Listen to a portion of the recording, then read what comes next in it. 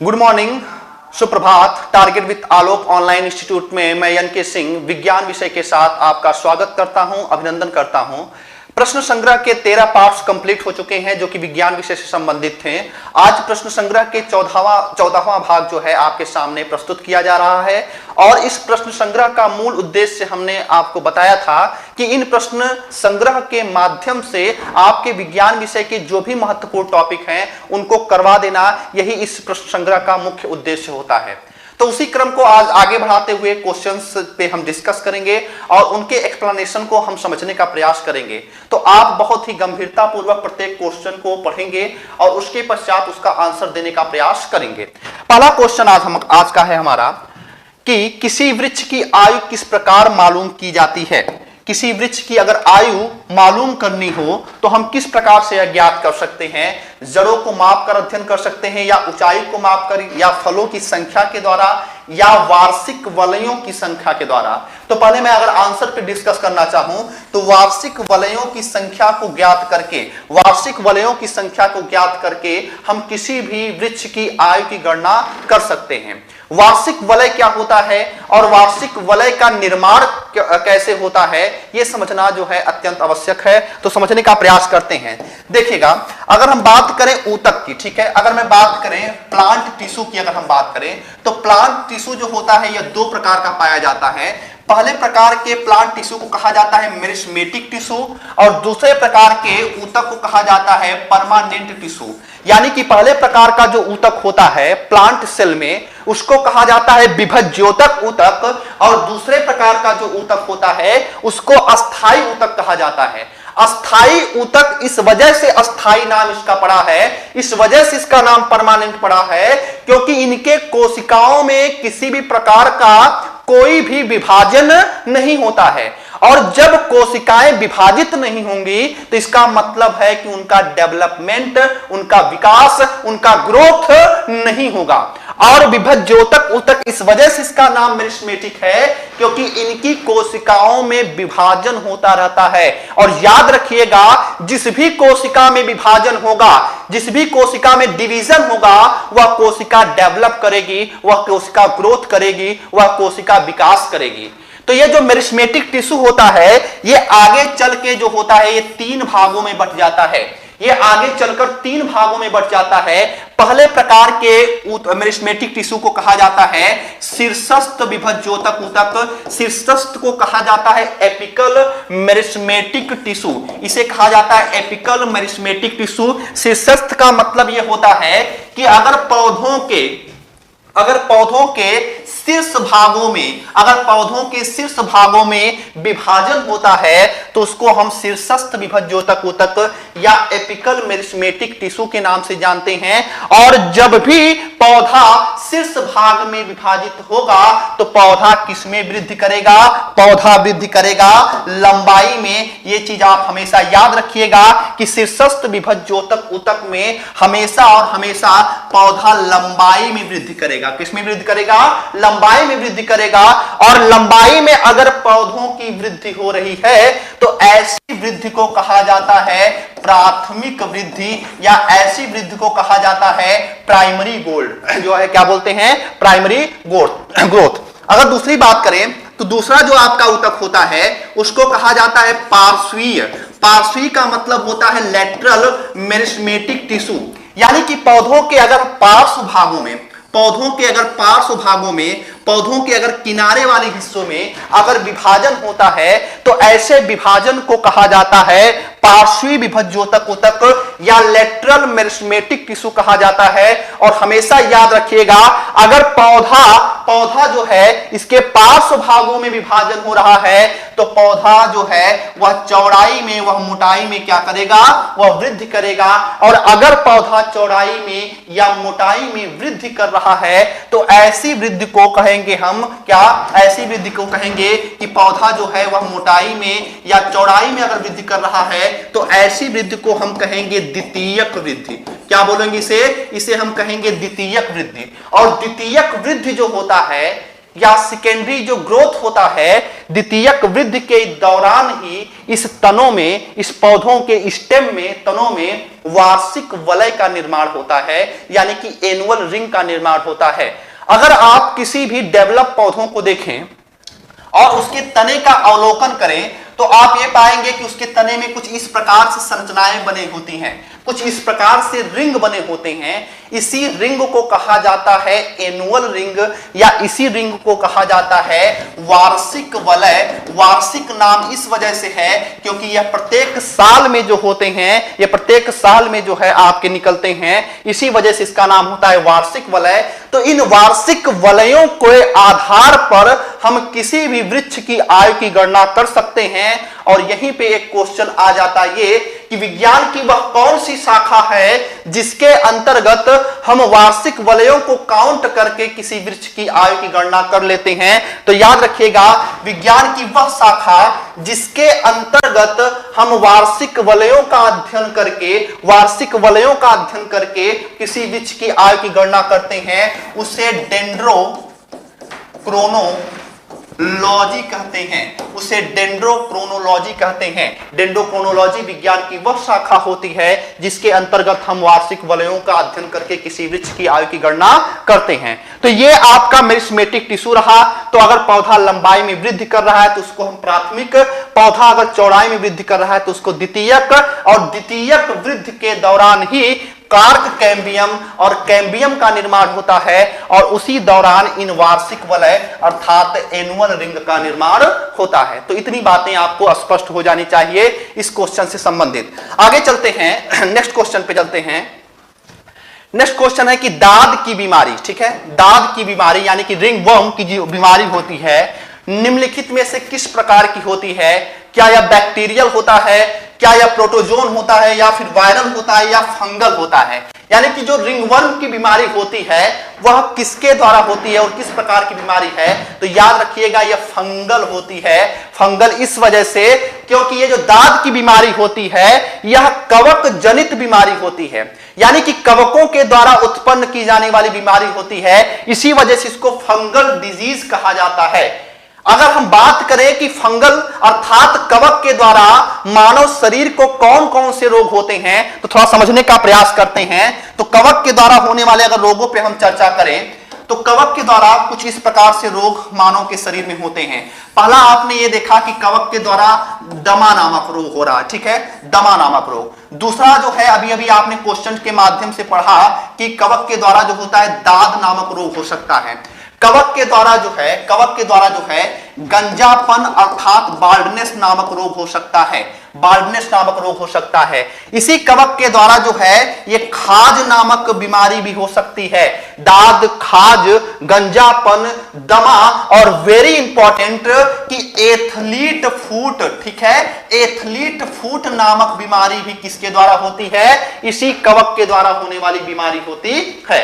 तो इतनी बीमारी आपको पता होनी चाहिए जो कि कवक के द्वारा होते हैं। अगर हम बात करें कि किस कवक के द्वारा ये उत्पन्न होते हैं तो याद रखिएगा, अगर हम बात करें दाद की, तो दाद को फैलाने वाला जो आपका कवक होता है उसका नाम होता है ट्राइकोफाइटान। इसका नाम होता है ट्राइकोफाइटान। ट्राइकोफाइटान नामक कवक के कारण किसी व्यक्ति को दाद नामक रोग होता है। दमा की अगर हम बात करें तो दमा को फैलाने वाले जो कवक होता है उसका नाम होता है Aspergillus, Aspergillus fumigatus, fumigatus. Aspergillus fumigatus नामक कवक के कारण दमा नामक रोग हो जाता है। अगर हम एथलीट फूट की बात करें तो एथलीट फूट को भी फैलाने वाला रोग होता है ट्राइकोफाइटान। ट्राइकोफाइटान नामक कवक के द्वारा एथलीट फूट नामक रोग होता है। ट्राइकोफाइटान के कारण एथलीट फूट नामक रोग होता है।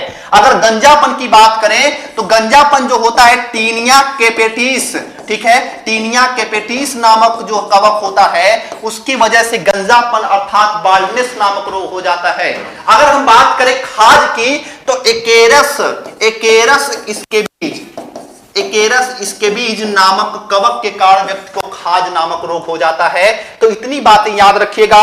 एक बहुत इंपॉर्टेंट मैं बात बताने जा रहा हूं आपको कि एथलीट फुट को आप ब्लैक फुट से कंफ्यूज नहीं करेंगे, ब्लैक फुट से कंफ्यूज नहीं करेंगे। एथलीट फुट जो है यह कवक चलित रोग होता है, जबकि ब्लैक फुट जो होता है यह आर्सेनिक, ठीक है, आर्सेनिक से संबंधित रोग होता है। तो इन दोनों में आप अंतर को स्पष्ट रखेंगे। बेसिकली जब किसी के जो है एथलीट, ठीक है, जो व्यक्ति दौड़ता रहता है बरसात के मौसम में, तो आप देखते होंगे कि उसके पैरों के बीच में संक्रमण हो जाता है। उसी संक्रमण को बेसिकली क्या कहा जाता है? आपका एथलीट फुट। तो इतनी बातों को आप याद रखेंगे जो कवक से संबंधित हैं, जो कि कवक से होने वाले रोग होते हैं।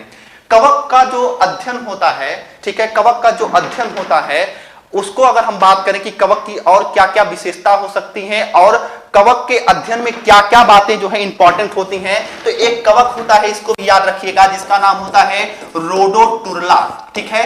रोडोटुरला नामक कवक जो होता है यह नाइट्रोजन स्थिरीकरण का लिए कार्य करता है, यानी कि नाइट्रोजन फिक्सेशन के लिए जिम्मेदार जो कवक होता है उस कवक का नाम होता है रोडोटुरला। और अगर हम बात करें और कौन सा कवक महत्वपूर्ण होता है, तो आप दैनिक जीवन में जो मशरूम यूज करते हैं, खाने में जो मशरूम प्रयुक्त होता है वह भी एक प्रकार का क्या होता है? यह भी एक प्रकार का कवक होता है। और कवक के विषय में याद रखिएगा, कवक के पास क्लोरोफिल उपस्थित नहीं होता है, क्लोरोफिल उपस्थित नहीं होता है। और क्लोरोफिल उपस्थित न होने की वजह से यह प्रकाश संश्लेषण की क्रिया नहीं कर पाता है, और प्रकाश संश्लेषण की जब क्रिया नहीं कर पाता है तो यह जो है यह परपोषी हो जाता है, यानी कि यह दूसरे जीवों पर निर्भर हो जाता है। तो ये इतनी बातें आपको इस क्वेश्चन से संबंधित हैं, वो सारी बातें आपको याद होनी चाहिए। तो दांत नामक बीमारी कौन सी है? फंगल, ठीक है। चलिए आगे चलते हैं। तीसरा क्वेश्चन है कि पेसमेकर का कार्य क्या होता है, ठीक है। पेसमेकर का कार्य है, पहला है मूत्र बनाने का निर्माण करना, पाचन क्रिया का नियमन करना, दिल की धड़कन प्रारंभ करना या श्वास क्रिया को प्रारंभ करना। तो पेसमेकर क्या है और इसका क्या कार्य होता है, इसको समझना आवश्यक है, ठीक है। तो पहले मैं आंसर पे चर्चा कर दे रहा हूं कि पेसमेकर जो है यह दिल की धड़कन को प्रारंभ करना इसका सबसे महत्वपूर्ण कार्य होता है। यानी कि हमारे शरीर के जो हृदय होता है, ह्यूमन हार्ट होता है, जो मानव शरीर का पंपिंग स्टेशन होता है, जो पूरे शरीर में ब्लड को ले जाने के लिए रिस्पॉन्सिबल होता है, उस ब्लड को ले जाने और ले आने वाले उस हृदय को जो स्पंदन होता है, जो सिस्टोलिक डायस्टोलिक प्रेशर होता है, उन सारी चीजों को नियंत्रित करने का कार्य कौन करता है? पेसमेकर। कौन कार्य करता है? पेसमेकर कार्य करता है। अगर मैं हृदय की बात करूं, ह्यूमन हार्ट की बात करूं और इसके लोकेशन की बात करूं कि क्या होता है पेसमेकर, थोड़ा समझते हैं। तो हमने एक बार आपको बताया था कि इसकी एनाटॉमी के बारे में, हृदय की एनाटॉमी के बारे में बताया था कि हृदय जो है इसके सामान्यतः कितने चैम्बर होते हैं? तो 4 चैम्बर में यह बटा होता है। कितने चैम्बर में बटा होता है आपका? यह 4 चैम्बर में बटा होता है। यहां पे आपका ट्राइकस्पिड वाल्व होता है, इधर आपका कौन सा वाल्व होता है? इधर आपका बाइकस्पिड वाल्व होता है, ठीक है। ट्राइकस्पिड वाल्व और कौन सा आपका? Bicuspid valve. इधर का जो होता है इसको हम राइट एट्रियम कहते हैं, इसको हम क्या बोलते हैं? राइट वेंट्रिकल बोलते हैं, इसको हम क्या बोलते हैं? लेफ्ट एट्रियम बोलते हैं, इसको हम लेफ्ट वेंट्रिकल बोलते हैं। एट्रियम का मतलब होता है आलिंद और वेंट्रिकल का मतलब होता है निलय। एट्रियम का मतलब होता है आलिंद और वेंट्रिकल का मतलब होता है क्या? निलय। तो बारी बारी से आपका ब्लड इसमें आता है और पूरे शरीर में क्या होता है? पंप होता है, यानी कि जो ऑक्सीजनेटेड ब्लड होता है उसको हृदय कोशिकाओं तक ले जाने का कार्य करता है। कैसे ले जाता है? हमने आपको बताया पहले ब्लड जो है आपका इस राइट एट्रियम में आता है। राइट एट्रियम में जो ब्लड आता है वह अशुद्ध प्रकार का होता है और यह अशुद्ध ब्लड जो है पुनः इस ट्राइकस्पिड वाल्व से होते हुए आपका राइट वेंट्रिकल में आ जाता है, राइट वेंट्रिकल में आ जाता है और पुनः राइट वेंट्रिकल से जो है एक नली के द्वारा जो है यह लंग्स तक पहुंचा दिया जाता है। लंग्स का मतलब होता है फेफड़े के पास, यानी कि फेफड़े के पास उस ब्लड को पहुंचा दिया जाता है। किस ब्लड को पहुंचा दिया जाता है? ऐसा ब्लड है वह जिसमें ऑक्सीजन नहीं पाया जा रहा है, अर्थात यह एक प्रकार का डीऑक्सीनेटेड ब्लड होता है। तो इस ब्लड को जो है यह पहुंचा दिया जाता है लंग्स तक। और अगर यह पूछा जाए कि कौन पहुंचाता है, तो वेरी इंपॉर्टेंट, इसको पहुंचाता है पल्मोनरी आर्टरी। कौन पहुंचाता है? पल्मोनरी आर्टरी, यानी कि जिसको हम बोल सकते हैं हिंदी में फुफ्फुस धमनी। तो याद रखिएगा, धमनी हमेशा और हमेशा शुद्ध रुधिर का प्रवाह करती है, लेकिन मानव शरीर में एकमात्र ऐसी धमनी पाई जाती है जो कि अशुद्ध रुधिर के प्रवाह के लिए जिम्मेदार होती है, अशुद्ध प्रवाह के लिए जिम्मेदार होती है। इसके पश्चात एक जो है, एक नली के माध्यम से ये जो ऑक्सीजनेटेड ब्लड है, जो लंग्स में, जिस लंग्स के द्वारा जो ऑक्सीजन प्रदान किया हुआ ब्लड है, इस ब्लड को एक नली के माध्यम से लेफ्ट एट्रियम में लाया जाता है। और इस नली का नाम क्या होता है? इस नली का नाम पल्मोनरी वेन्स होता है। पल्मोनरी वेन्स, याद रखिएगा, फुफ्फुस सिरा इसका नाम है। फुफ्फुस सिरा, सिराओं की विशेषता यह होती है कि यह हमेशा और हमेशा क्या करती हैं? अशुद्ध रुधिर को प्रवाह करती हैं। लेकिन चूंकि यहां पे पल्मोनरी शब्द लग गया है, चूंकि यहां पे फुफ्फुस शब्द लग गया है, इस वजह से यह पल्मोनरी वेन्स जो होता है, यह फुफ्फुस सिरा जो है, यह क्या कर रहा है? शुद्ध रुधिर को लेके आ रहा है। कहां पे? आपका लेफ्ट एट्रियम में। और उसके पश्चात क्या होता है? यह ब्लड जो कि आपका, जिसमें ऑक्सीजन है, जिसमें आपका यह शुद्ध रुधिर है, यह आपका शुद्ध रुधिर आ जाता है लेफ्ट वेंट्रिकल में। किसमें आ जाता है? लेफ्ट वेंट्रिकल में। और लेफ्ट वेंट्रिकल में एक जो है नली पाई जाती है, एक नली पाई जाती है, एक धमनी पाई जाती है, जिस धमनी का नाम होता है महाधमनी। जिस धमनी का नाम क्या होता है? महाधमनी। महाधमनी का मतलब होता है एओर्टा।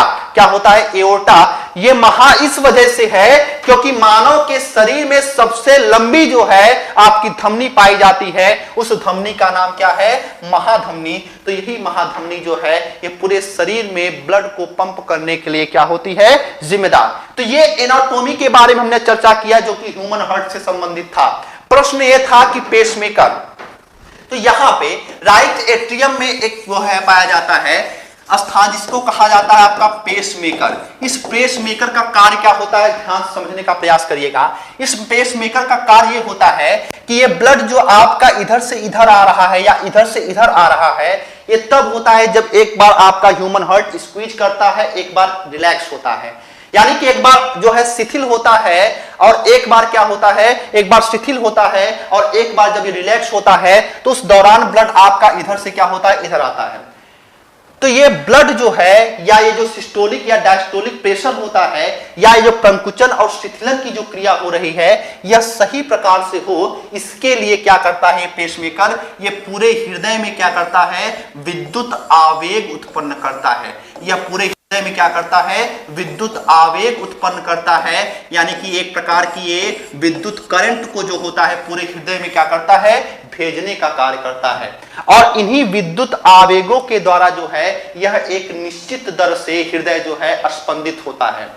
तो इसी जो आपका विद्युत आवेग होता है, इसी विद्युत आवेग को अगर कोई व्यक्ति आईसीयू में आप लोग जाते होंगे तो देखते होंगे कि एक मॉनिटर लगा होगा और उस मॉनिटर में इस प्रकार से कुछ लाइनिंग चलती होगी, इस प्रकार की कुछ रीडिंग चलती होगी। ये रीडिंग क्या है? यही जो विद्युत आवेग है, इसी विद्युत आवेगों को यहाँ पे काउंट किया जाता है इस मॉनिटर में, इस यंत्र में। और इस यंत्र का नाम होता है क्या? इस यंत्र का नाम होता है ईसीजी। क्या नाम होता है? ईसीजी। ईसीजी का मतलब होता है इलेक्ट्रोकार्डियोग्राफ। इलेक्ट्रोकार्डियोग्राफ, और इलेक्ट्रोकार्डियोग्राफ वह यंत्र होता है जिसके माध्यम से हृदय के द्वारा जो उत्पन्न विद्युत आवेग होते हैं, उन विद्युत आवेगों को रीड किया जाता है, उनको पढ़ा जाता है। और यहीं पे याद रखिएगा, आपको ईसीजी को ईईजी से कंफ्यूजन नहीं करना है। किससे नहीं कंफ्यूजन करना है? ईईजी से। ईईजी का मतलब होता है आपका इलेक्ट्रोइंसेफेलोग्राफ। और ये जो संबंधित होता है, ये किससे संबंधित होता है? यह मस्तिष्क से, यानी कि ह्यूमन ब्रेन से संबंधित होता है। मस्तिष्क के द्वारा भी विद्युत आवेगों को उत्पन्न किया जाता है, हृदय के द्वारा भी विद्युत आवेगों को उत्पन्न किया जाता है। तो हृदय के द्वारा उत्पन्न विद्युत आवेगों को ईसीजी के माध्यम से पढ़ा जाता है, रीड किया जाता है, और मस्तिष्क के द्वारा उत्पन्न विद्युत आवेगों को ईईजी के माध्यम से पढ़ा जाता है, उसको रीड किया जाता है। तो इतनी बातें आपको हमने बताया। पेसमेकर क्या होता है? जब कोई व्यक्ति आपका अधिक आयु का होता है तो धीरे धीरे ये जो पेसमेकर जो होता है यह स्लो हो जाता है। इसी वजह से हृदय के स्पंदन की दर जो होती है उसमें भी अनियमितता देखने को मिलती है। तो डॉक्टर के पास जब कोई व्यक्ति जाता है तो डॉक्टर क्या करता है, एक बैटरी युक्त जो है पेसमेकर लगा देता है। याद रहे, बैटरी युक्त जो पेसमेकर लगाया जाता है वह कभी भी हृदय में नहीं लगाया जाता है, वो हमारे स्टमक के, हमारे जो अमाशय होता है उसके जस्ट बगल में कहीं पे उसको लगा दिया जाता है। और ठीक उसी प्रकार से जिस प्रकार से यह आपका पेसमेकर कार्य करता है उसी प्रकार से वह भी कार्य करता है, अर्थात विद्युत आवेगों को उत्पन्न करके हृदय स्पंदन को नियंत्रित करने का कार्य करता है। तो यह चीज आपको पूरी तरीके से स्पष्ट हो जानी चाहिए कि पेसमेकर का सबसे बड़ा कार्य होता है कि हृदय स्पंदनों को नियंत्रित करना तथा हृदय धड़कन को शुरुआत करना, यह पेसमेकर का सबसे बड़ा कार्य होता है। और पेसमेकर संबंधित किससे है? तो यह संबंधित है ह्यूमन हार्ट से, अर्थात मानव हृदय से यह संबंधित होता है। आगे चलिए नेक्स्ट क्वेश्चन पे चलते हैं। नेक्स्ट क्वेश्चन आपका है कि चिलगोजा निम्न में से किस एक प्रजाति के बीज से प्राप्त होता है? पाइनस, पाम, साइकस, देवदार। यानी कि चिलगोजा जो एक प्रकार का ड्राई फ्रूट्स होता है, यह किस प्रकार के प्रजाति से प्राप्त होता है? तो पहले मैं आपको आंसर की चर्चा कर दूं। ये जो है पाइनस, ठीक है, पाइनस के वृक्ष से प्राप्त किया जाता है। पाइनस क्या है? पाइनस एक प्रकार का जिम्नोस्पर्म होता है, ठीक है, जिम्नोस्पर्म पौधा होता है। यानी कि यह एक प्रकार का अनावृत बीजी पौधा होता है और इसी अनावृत बीजी पौधे से प्राप्त किया जाता है चिलगोजा। और चिलगोजा के विषय में आप जानते हैं कि यह एक प्रकार का क्या है? ड्राई फ्रूट्स है। इसी वजह से जो है इस चिलगोजा को जिम्नोस्पर्म का मेवा भी कहा जाता है, जिम्नोस्पर्म का मेवा भी कहा जाता है। अनावृत बीजी इस वजह से इसका नाम है, अनावृत बीजी इस वजह से इसका नाम है क्योंकि याद रखिएगा इसके जो सीड होते हैं, इसके जो बीज होते हैं, इसके चारों तरफ कोई खोल नहीं पाया जाता है, कोई सुरक्षात्मक आवरण नहीं पाया जाता है। इसी वजह से यह अनावृत बीजी है। अगर आवृत बीजी की बात करेंगे तो अगर किसी भी बीज के चारों तरफ कोई सुरक्षात्मक आवरण होगा तो उसको हम कहेंगे आवृत बीजी। और अगर किसी भी बीज के चारों तरफ कोई खोल नहीं है, कोई सुरक्षात्मक आवरण नहीं है, कोई घेरा नहीं है, तो उसको हम क्या बोलेंगे? इसको हम जिम्नोस्पर्म कहेंगे। तो जिम्नोस्पर्म में ही एक पौधा आता है जिसका नाम होता है पाइनस, और पाइनस से ही प्राप्त किया जाता है चिलगोजा। क्या प्राप्त किया जाता है? चिलगोजा। आगे अगर हम बात करें जिम्नोस्पर्म में जो और महत्वपूर्ण आपके वृक्ष हैं, तो साइकस का जो वृक्ष है, साइकस के वृक्ष से साबूदाना प्राप्त किया जाता है। वेरी इंपॉर्टेंट, कई बार क्वेश्चन पूछा गया है, जो है साबूदाना की प्राप्ति कहां से होती है? तो साबूदाना की प्राप्ति जो है वह साइकस के वृक्ष से प्राप्त होती है, ठीक है। और साइकस भी एक प्रकार का जो है यह जिम्नोस्पर्म पौधा होता है, यह भी एक प्रकार का जिम्नोस्पर्म पौधा होता है। देवदार के विषय में याद रखेंगे आप ये कि देवदार के वृक्ष से, देवदार की लकड़ी से सेड्रस का तेल प्राप्त किया जाता है। यह भी आपका इंपॉर्टेंट है, कई बार क्वेश्चन पूछा गया है। सेड्रस का तेल प्राप्त किया जाता है देवदार के वृक्ष से, और सेड्रस भी एक प्रकार का क्या है? जिम्नोस्पर्म है। और यहीं पे याद रखिएगा, एक वृक्ष होता है चीड़, ठीक है, एक वृक्ष होता है चीड़, और चीड़ के वृक्ष से एक तेल प्राप्त किया जाता है। वेरी इंपॉर्टेंट, उसका नाम होता है तारपीन, ठीक है, तारपीन। तो तारपीन का तेल प्राप्त किया जाता है चीड़ के वृक्ष से, और चीड़ भी क्या है? यह भी एक प्रकार का जिम्नोस्पर्म पौधा होता है। तो जिम्नोस्पर्म के बारे में हमने आपको बताया, चीड़, साइकस, देवदार, स्प्रूस, ये जितने भी आपके पौधे पाए जाते हैं ये एक प्रकार के जो है जिम्नोस्पर्म पौधे होते हैं, एक प्रकार के अनावृत बीजी पौधों के अंतर्गत आते हैं।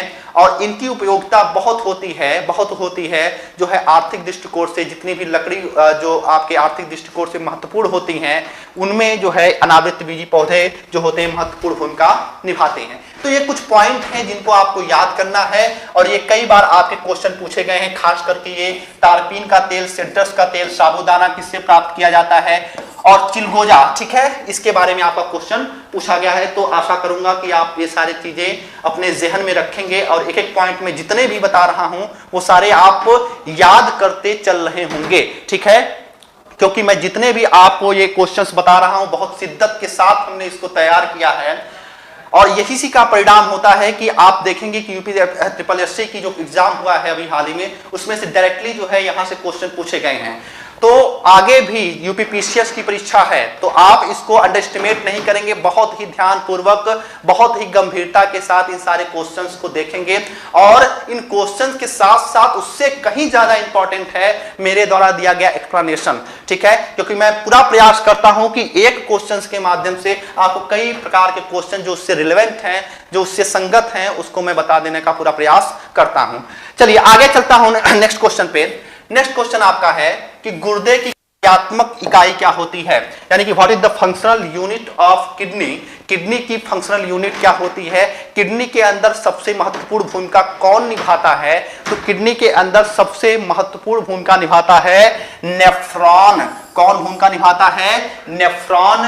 नेफ्रॉन को कंफ्यूज नहीं करना है, किससे नहीं कंफ्यूज करना है, न्यूरॉन से। क्यों नहीं कंफ्यूज करना है, क्योंकि न्यूरॉन जो है यह आपका तंत्रिका तंत्र की कार्यात्मक इकाई होती है, जबकि नेफ्रॉन जो होता है, नेफ्रॉन यह गुर्दे अर्थात वृक्क अर्थात किडनी की कार्यात्मक इकाई क्या होती है, आपका नेफ्रॉन। अब नेफ्रॉन का कार्य क्या होता है या गुर्दे का कार्य क्या होता है, तो गुर्दे का सबसे बड़ा कार्य यह होता है कि हमारे ब्लड में जो यूरिया है उस यूरिया को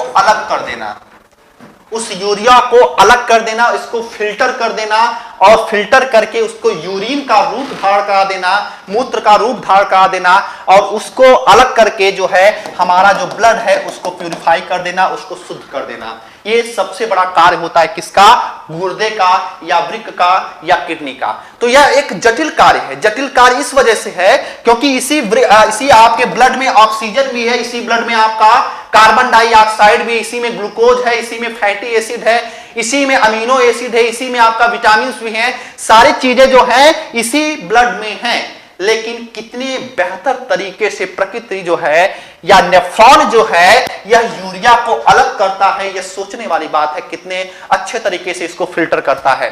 तो फिल्टर दो तरीके से करता है, नेफ्रॉन के अंदर दो तरीके से फिल्ट्रेशन होता है, जो कि एक जटिल प्रक्रिया होती है, ध्यान से समझने वाली बात होती है। तो पूरी तरीके से आप कंसंट्रेट हो जाइएगा, क्योंकि मैं पूरे नेफ्रॉन की क्रियाविधि समझाने जा रहा हूं, पूरे नेफ्रॉन की एनाटॉमी समझाने जा रहा हूं कि कैसे नेफ्रॉन के अंदर इस ब्लड का फिल्ट्रेशन होता है और कैसे यूरिन का निर्माण होता है, कैसे मूत्र का निर्माण होता है, इसको समझने का प्रयास करते हैं। देखिएगा, अगर मैं नेफ्रॉन की संरचना पे आऊं तो अगर हम नेफ्रॉन की क्रियाविधि को समझना चाहें तो कुछ इस प्रकार की नेफ्रॉन की संरचना पाई जाती है। मानव हृदय में, मानव वृक्क में जो है कुछ इस प्रकार से नेफ्रॉन की संरचना पाई जाती है, और इसी नेफ्रॉन में ब्लड का फिल्ट्रेशन होता है। तो ध्यान समझने वाली बात है कि कैसे इस तरीके से आपका ब्लड फिल्ट्रेट हो जाता है। समझिएगा, जैसे ये संरचना कहां है, तो पहली चीज हमने आपको बता दिया है कि ये संरचना कहां पे है, ये मानव वृक्क में है, मानव गुर्दे में है, मानव किडनी में है। ठीक है, इस संरचना का नाम क्या है, इस संरचना का नाम होता है नेफ्रॉन। तो एक नेफ्रॉन को मैं ले रहा हूं, ठीक है, केवल एक नेफ्रॉन को मैं बताने का प्रयास कर रहा हूं। तो नेफ्रॉन में पहले क्या होता है, नेफ्रॉन में ये एक जो है धमनी होती है जिसको बोला जाता है एफरेंट, इसको कहा जाता है एफरेंट। एफरेंट का मतलब होता है अभिवाही धमनी। अभिवाही धमनी जो है या आपका ब्लड जो है इस नेफ्रॉन में लेके आती है, इस नेफ्रॉन में लेके आती है। नेफ्रॉन कहां पे है, तो नेफ्रॉन आप ये जो पीले कलर का जो संरचना देख रहे हैं, ये पूरा जो पीले कलर का आप जो संरचना देख रहे हैं, ये पूरी तरीके से किसकी संरचना है, ये नेफ्रॉन की संरचना है।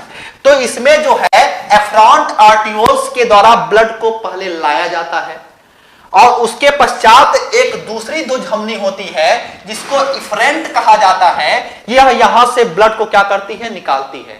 फिर से मैं इसको थोड़ा सा जूम आउट करने का प्रयास कर रहा हूं। ये कुछ इस प्रकार की संरचना बनी हुई है, कुछ इस प्रकार की संरचना बनी हुई है। तो इसमें जो है एक धमनी जो है ब्लड को लेके आ रही है, एक धमनी जो है वह ब्लड को लेके आ रही है, जबकि दूसरी जो धमनी है वो क्या कर रही है, वो ब्लड को लेके जा रही है। ये जो धमनी है जिसको हमने क्या कहा है, इसको एफरेंट कहा है, और जो ब्लड को लेके जा रही है, जो ब्लड यहां पे निकल रहा है, जो गिर रहा है, इसको लेके जा रही है कौन, इफरेंट लेके जा रही है। कौन लेके जा रही है, इफरेंट। इफरेंट का मतलब होता है अपवाही और इसका मतलब होता है हिंदी में अभिवाही। ठीक है, अब ध्यान समझिएगा, इसका जो व्यास होता है वह अधिक होता है। व्यास का मतलब इसकी मोटाई, इसकी चौड़ाई क्या होती है, अधिक होती है, और इसका व्यास जो होता है वो क्या होता है, कम होता है। इसका व्यास क्या होता है, कम होता है, यानी कि इसकी मोटाई क्या होती है, कम होती है।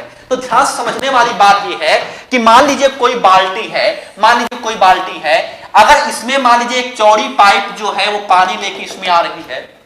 ध्यान समझिएगा, एक चौड़ी पाइप जो इसमें पानी लेके आ रही है और एक पतली पाइप के द्वारा पानी निकाला जा रहा है, तो इसका मतलब है इसके द्वारा पानी को क्या कर रहा है, ज्यादा लाया जा रहा है, जबकि पानी निकल रहा है कम। तो इस वजह से यहां पे क्या हो जाएगा, यहां पे प्रेशर क्रिएट हो जाएगा, यहां पे एक दाब क्रिएट हो जाएगा। और ठीक वही कार्य होता है कहां पे, इस नेफ्रॉन के भीतर। इस नेफ्रॉन के भीतर भी आपका यही कार्य होता है, यानी कि ये जो आपका इफरेंट है, ये आपका एफरेंट आर्टियोल्स जो है यह व्यास में अधिक होती है, इफरेंट जो है यह व्यास में कम होती है। इस वजह से इसके द्वारा ब्लड अधिक मात्रा में लाया जाता है, इसके द्वारा ब्लड कम मात्रा में लेके जाया जाता है। तो इस वजह से यहां पे ये जो संरचना है, इस संरचना को क्या कहा जाता है, इस संरचना को कहा जाता है बोमेन कैप्सूल। क्या बोलते हैं इसको, बोमेन कैप्सूल कहा जाता है, या इसे ही कहा जाता है हिंदी में बोमेन संपुट। तो यहां पे जब दाब क्रिएट होता है तो यहां से कुछ ब्लड के जो कुछ मात्रा होती है वह छन कर क्या होती है यहां पे, यानी कि इस नली में, इस नली को कहा जाता है नेफ्रॉन नली। तो इस नेफ्रॉन नली में क्या होते हैं, या आ जाते हैं, इस नेफ्रॉन नली में क्या होते हैं, आ जाते हैं। क्यों आ जाते हैं, क्योंकि हमने आपको बताया है, क्योंकि यहां पे अधिक दाब क्रिएट हो रहा है। दूसरी चीज यहां पे समझने वाली बात है कि ये जो एफरेंट आर्टियोल्स होता है यह आगे चलकर जो है कई छोटे छोटे धमनियों में बढ़ जाता है, कई छोटे छोटे धमनिकाओं में बढ़ जाता है। जैसे एक बड़ी पाइप है, आगे चलकर यह कई छोटी छोटी छोटी छोटी पाइपों में बढ़ जाता है, और इस छोटी छोटी पाइपों को कहा जाता है यहां पे ग्लोमेरुलस। इसको क्या बोलते हैं, इसको कहा जाता है ग्लोमेरुलस। तो पहला आपका जो फिल्ट्रेशन होता है, पहला जो फिल्ट्रेशन होता है वह ग्लोमेरुलस में होता है, अर्थात इस नेफ्रॉन के बोमेन कैप्सूल में, बोमेन संपुट में संपन्न होता है। दो तरीके से फिल्ट्रेशन होता है, दो बार हमारे ब्लड का फिल्ट्रेशन होता है नेफ्रॉन में। पहली बार किस तरीके से फिल्ट्रेशन होता है, हमने यह समझा कि पहली बार फिल्ट्रेशन बोमेन कैप्सूल में होता है या ग्लोमेरुलस में होता है। यह क्वेश्चन कई बार पूछा गया है, तो इसको आप याद रखेंगे। अब ये जो ब्लड आपका यहां से फिल्ट्रेट होकर आगे बढ़ रहा है, याद रखिएगा ब्लड यानी कि प्लाज्मा का ये अधिकांश भाग जो है इसमें आता है, तो अधिकांश मात्रा में जल इसमें रहता है, अधिकांश मात्रा में इसमें विटामिन रहते हैं, अधिकांश मात्रा में इसमें मिनरल्स रहते हैं। तो अगर यह आपका शरीर से बाहर जाएगा, क्योंकि यहां पे जब यह इकट्ठा होगा और उसके बाद यह बाहर निकाला जाएगा तो यह यूरिन का रूप धारण कर लेगा। या क्या है, यह यूरिन का रूप धारण कर लेगा।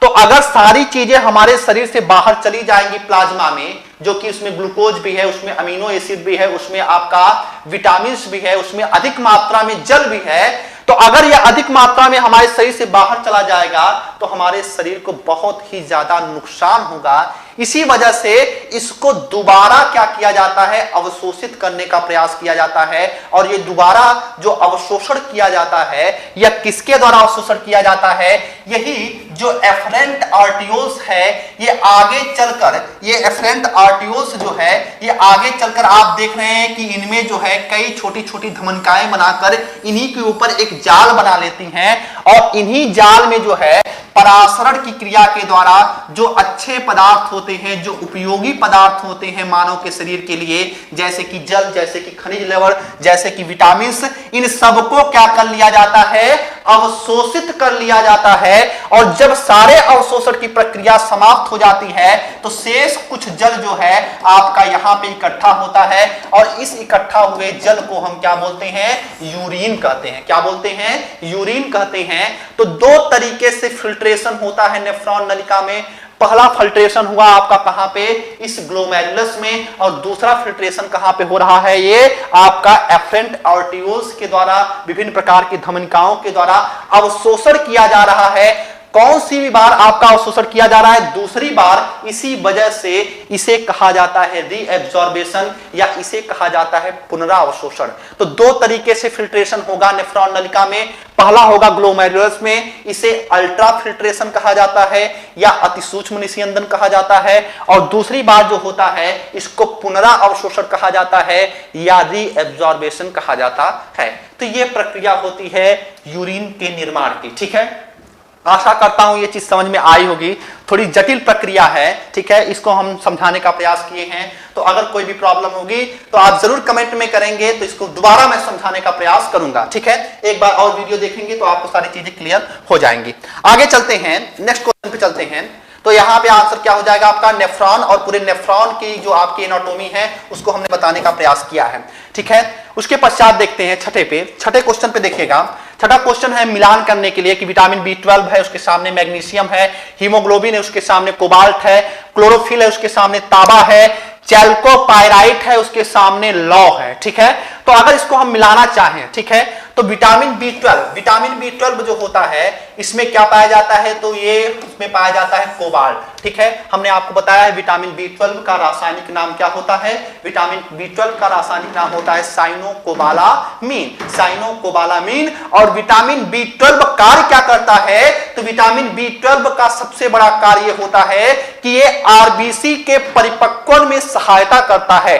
आरबीसी के परिपक्वन में ये क्या करता है, सहायता करता है। अगर हीमोग्लोबिन की बात करें, याद रखिएगा, वेरी इंपॉर्टेंट, अगर हीमोग्लोबिन की बात करें तो हीमोग्लोबिन में पाया जाने वाला जो तत्व है उसका नाम है आयरन। क्या नाम होता है, आयरन अर्थात लोहा। क्लोरोफिल, वेरी इंपॉर्टेंट, क्लोरोफिल में कौन सा तत्व पाया जाता है, मैग्नीशियम। कौन सा होता है, मैग्नीशियम। ये सारे तत्व आपके बहुत इंपॉर्टेंट हैं, कई बार आपके क्वेश्चन पूछे जा चुके हैं। और अगर मैं चैल्कोपाइराइट की बात करूंगा तो इसका संबंध किससे है, तांबा से, अर्थात कॉपर से संबंध होता है। इतनी बातें आपको इस संबंध में याद होनी चाहिए। ठीक है, चलिए आगे चलते हैं, नेक्स्ट क्वेश्चन पे चलें। इससे पहले जो है हर रोज की तरह मैं आपको बता दूं कि यूपीपीसीएस के जो बैच चल रहा है हमारे यहाँ रनिंग प्रोसेस में चल रहा है, और उसमें कोई भी व्यक्ति अगर एडमिशन लेना चाहता है या उससे जुड़ना चाहता है तो यूपीपीसीएस एंट्री को लिखकर 9005815849 पे उनको व्हाट्सएप कर देना है। याद रहे व्हाट्सएप करना है, या तो फिर स्क्रॉलिंग में कुछ नंबर चल रहे होंगे उस पर आप फोन करके इस संबंध में जानकारी ले सकते हैं, किस तरीके से एडमिशन की प्रक्रिया से जुड़ा जाए, या इसमें पढ़ने का तरीका क्या होता है, या एडमिशन की फी क्या है। जो कुछ भी आपको जानकारी चाहिए वो संस्था के द्वारा आपको प्रोवाइड करा दिया जाएगा। आगे चलते हैं नेक्स्ट क्वेश्चन पे। नेक्स्ट क्वेश्चन है आपका कि निम्न में से क्या द्रव का गुण नहीं है, क्या द्रव का गुण नहीं है। पहला है आपका पृष्ठ तनाव, केशिकत्व, प्रत्यास्था, दाब। ठीक है, तो पहले मैं आपको आंसर बता दूं, प्रत्यास्था यानी कि इलास्टिसिटी जो होता है यह द्रव का गुण नहीं होता है। यह गुण किसका होता है, यह ठोस का गुण होता है, यह सॉलिड का गुण होता है। प्रत्यास्था क्या होती है, प्रत्यास्था का मतलब क्या होता है, इलास्टिसिटी का मतलब क्या होता है, ध्यान से समझने का प्रयास करिएगा। मान लीजिए कोई वस्तु है, तो जब हम वस्तु पर बाह्य बल लगाते हैं, जब वस्तु पर हम कोई बाह्य बल लगाते हैं तो एक ऐसी स्थिति आती है कि जब इस पर हम ज्यादा बल प्रयोग कर देंगे तो वह वस्तु अपनी स्थिति से बिगड़ जाएगी, अर्थात कुरूप हो जाएगी या तो विकृत हो जाएगी।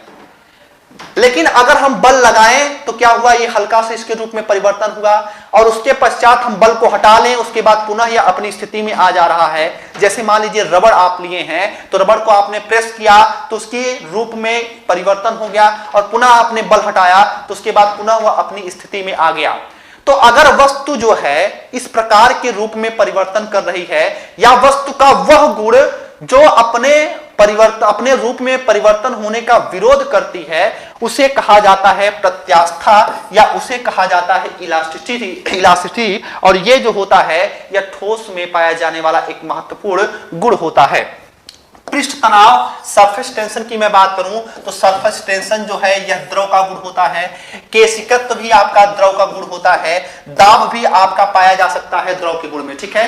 तो पृष्ठ तनाव के बारे में हमने आपको एक बार एक्सप्लेन किया था, फिर से मैं एक्सप्लेन कर दूं कि जो जल होता है, जल यानी कि द्रव जो होता है, कोई भी द्रव है, इसकी सतह पर जो उत्पन्न तनाव होता है, इसकी सतह पर जो उत्पन्न तनाव होता है, उस तनाव को पृष्ठ तनाव कहा जाता है, उस तनाव को सरफेस टेंशन कहा जाता है।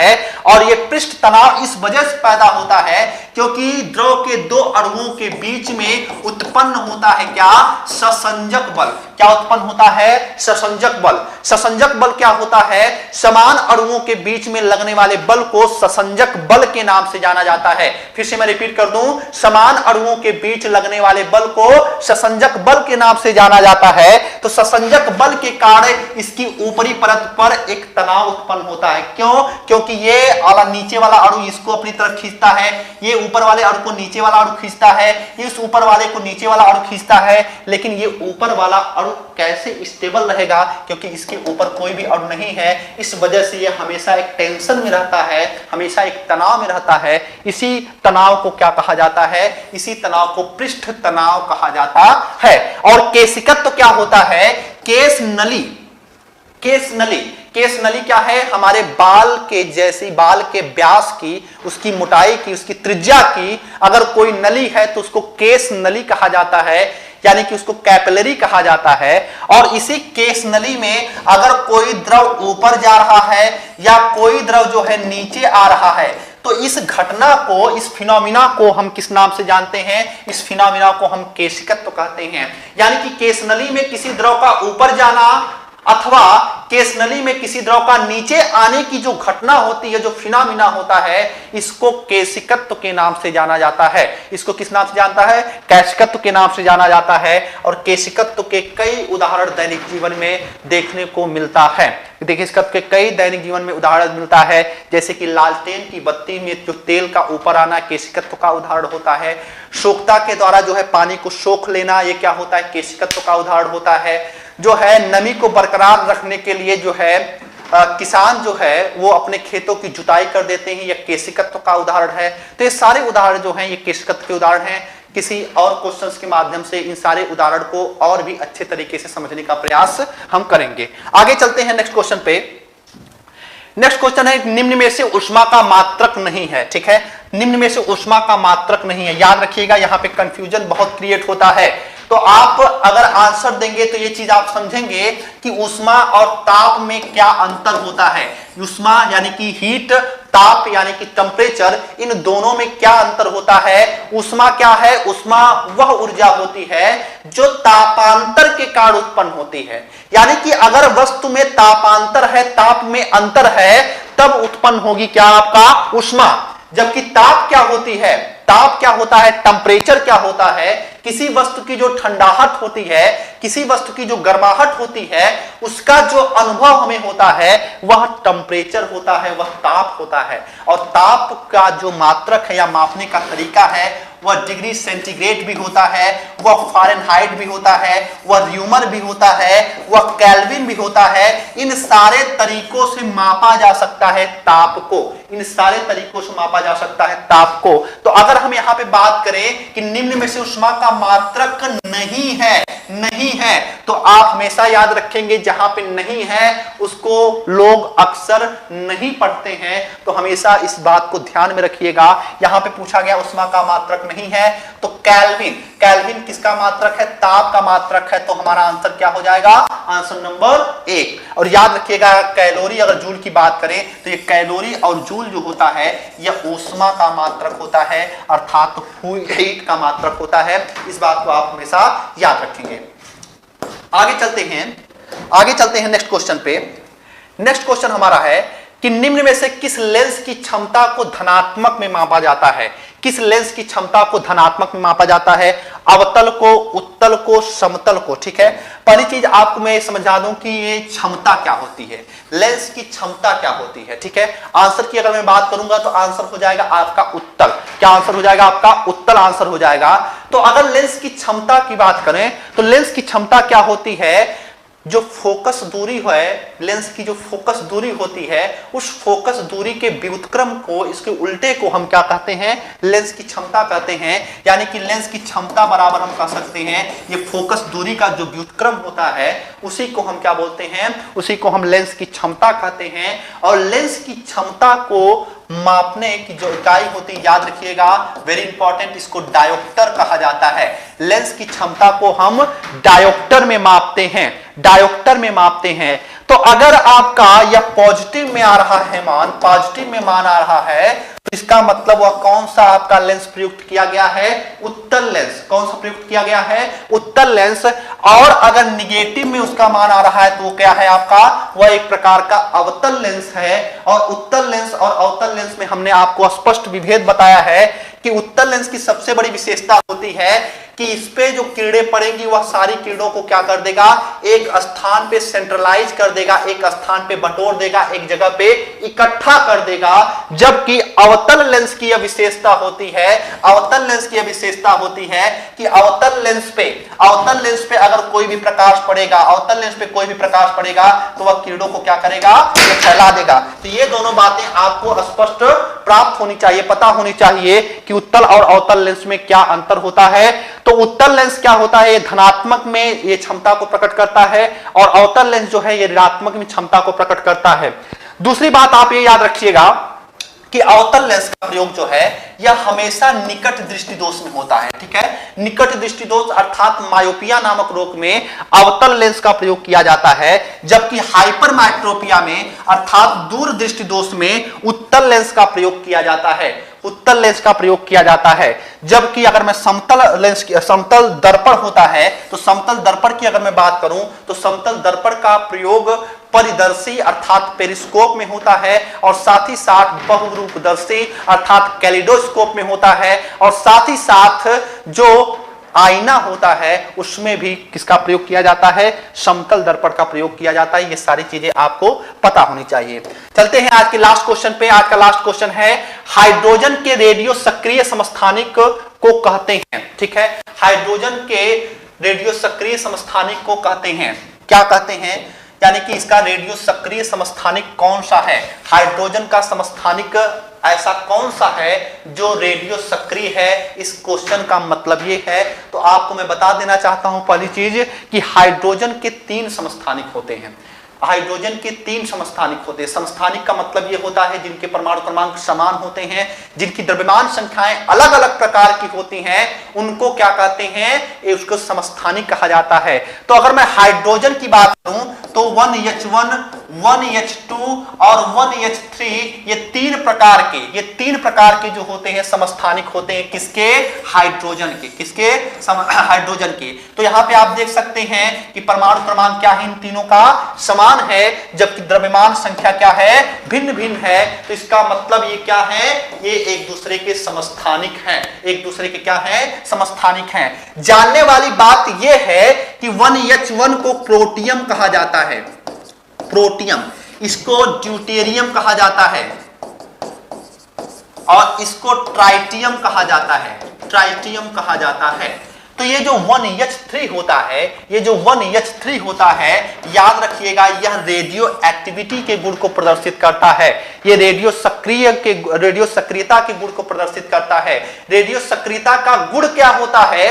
अगर किसी भी तत्व से कुछ अदृश्य प्रकार की किरणों का उत्सर्जन हो रहा है, कुछ अल्फा बीटा गामा किरणों का उत्सर्जन हो रहा है, तो ऐसे पदार्थ को रेडियो एक्टिव पदार्थ कहा जाता है। ऐसे पदार्थ को रेडियो सक्रिय पदार्थ के नाम से जाना जाता है। तो आपका 1H3 जो होता है यह एक प्रकार का रेडियो एक्टिव पदार्थ होता है जो कि हाइड्रोजन का समस्थानिक होता है, जो कि हाइड्रोजन का समस्थानिक होता है। इस बात को आपको याद रखना है। ड्यूटेरियम वेरी इंपॉर्टेंट है, इसी के यौगिक से मिलाकर हम D2O बनाते हैं और D2O को कहा जाता है भारी जल। D2O को क्या कहा जाता है? भारी जल। और याद रखिएगा इस भारी जल की खोज करने वाले जो वैज्ञानिक हैं उनका नाम होता है यूरे। क्या नाम होता है? यूरे। और इस D2O का प्रयोग कहां पे होता है? मंदक के रूप में होता है। और मंदक क्या होता है? मंदक होता है न्यूट्रॉनों की गति को जो कम कर दे, न्यूट्रॉनों की गति को जो कम कर दे, उसकी स्पीड को जो मेंटेन कर दे, उसे कहा जाता है मंदक। तो मंदक के रूप में नाभिकीय रिएक्टर में जो है प्रयोग किया जाता है भारी जल का, अर्थात D2O का प्रयोग किया जाता है। और ड्यूटेरियम का यह एक प्रकार का यौगिक होता है। इस बात को याद रखिएगा। और इसकी खोज यूरे नामक वैज्ञानिक ने किया था। किसने किया था? यूरे नामक वैज्ञानिक ने किया था। समस्थानिकों के बारे में बात करें तो याद रखिएगा कार्बन का भी दो समस्थानिक होते हैं। कार्बन के दो समस्थानिक होते हैं। एक होता है 6C12 और एक होता है 6C14। 6C14 ये दो आपके कार्बन के समस्थानिक होते हैं। ये जो दूसरा वाला आपका समस्थानिक है, इसका जो प्रयोग किया जाता है वो कार्बन डेटिंग में किया जाता है। किसमें किया जाता है?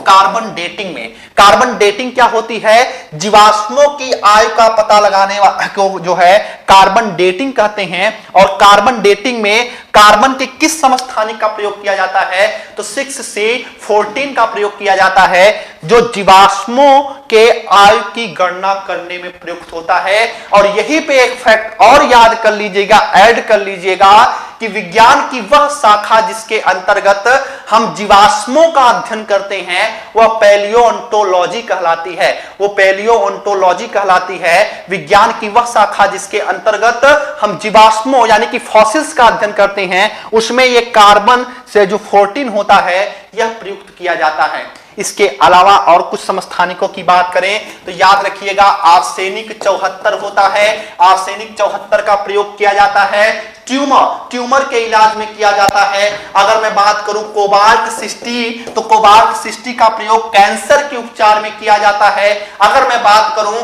आयोडीन 131 का प्रयोग जो है यह थायराइड के उपचार में किया जाता है। किसके उपचार में किया जाता है? थायराइड के उपचार में किया जाता है। तो ये जितने भी समस्थानिक हमने बताए हैं, ये जितने भी हमने फैक्ट बताए हैं, ये सारे आपके एग्जाम के लिए महत्वपूर्ण हैं। इन सारे महत्वपूर्ण बातों को आप याद रखेंगे। आशा करता हूं कि आज का सेशन आपको पसंद आया होगा। किसी भी प्रकार का कोई भी डाउट होगा तो आप कमेंट करेंगे, उसको जो है निस्तार करने का प्रयास करेंगे। मिलते हैं नेक्स्ट प्रश्न श्रृंखला में, तब तक आप लोग अपना ध्यान रखिएगा। जय हिंद।